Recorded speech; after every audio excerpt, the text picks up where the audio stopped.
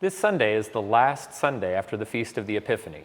The liturgical year begins in Advent with those weeks leading up to Christmas, and then the season of Christmas leading to the Feast of the Epiphany, where we celebrate the wise men visiting the infant Christ, and then this long green season that we have following the Feast of the Epiphany that takes us to Lent and then to Easter, leading us to Pentecost, and then the other long green season after the Feast of Pentecost. So we've reached the end of our first green season for this liturgical cycle. And of course, all through the season after Epiphany, we've been talking about these themes of manifestation, Christ being with us in the world, the love of Christ for all people, and of course, all of those images of light and brilliance, lightness in the dark part of the year. So we'll sort of sum up all of those ideas this Sunday, on this final Sunday before the season of Lent. And we'll have images of light, and no gospel passage has that quite as exquisitely as this passage about the Transfiguration, where Jesus took his very closest disciples up to the mountain and was transfigured, became completely glowing in the light of the presence of God. So that gospel reading sort of sets the tone for the day.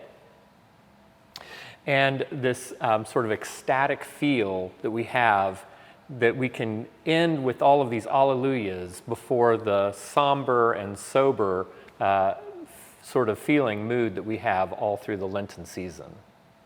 So we'll start off with a really marvelous hymn for the morning Eucharist, Songs of Thankfulness and Praise. This is a tune that is very familiar, and we sing it also with an Easter text. At the Lamb's High Feast we sing. And it gives a little bit of a nice balance that we sing it right before and then right after Lent on either side, sort of like bookends.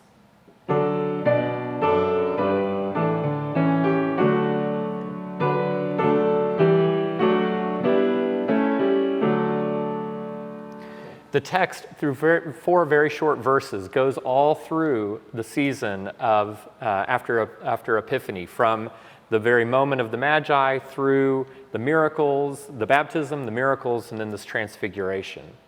You'll also hear this melody as the prelude. There will be a set of variations using this melody from the Baroque composer Johann Pachelbel. Of course, we're familiar with the Pachelbel canon in D, and of course, he wrote lots of other music besides that. So you'll hear him take that melody and take it through all kinds of different variations and doing all kinds of interesting things with that.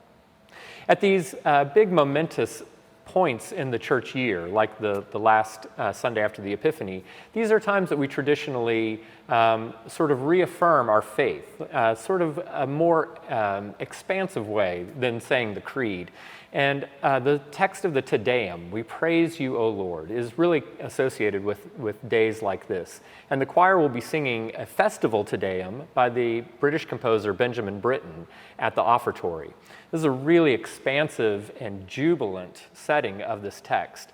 It starts off with these kind of disembodied chords in the organ, and the choir coming in almost like plain chant, almost like Gregorian chant.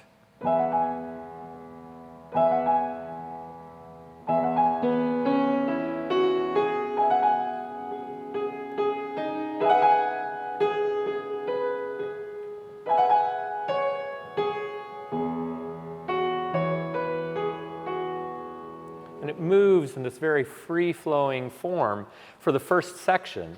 And then in the middle, it gains all this energy as we sing more and more about our beliefs and what we have, the way that we have understood Christ to be manifested in our life. And then at the end, it returns to another very placid section as the music sort of flows and ebbs away, and we say, "In thee have we trusted." We also have Evensong this coming Sunday, and we invite you to come back. Just like we will have some really familiar and joyous music in the morning, we have some of our most beloved Evensong music for the evening. So we invite you to come back for the organ recital at 4:45, and then the liturgy beginning at 5:10.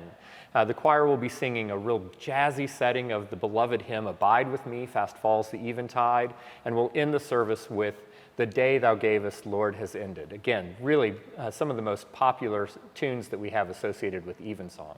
So we hope that you will join us for this last Sunday after the Epiphany as we prepare ourselves for the upcoming Lenten journey, but then as we celebrate Christ manifest here in the world.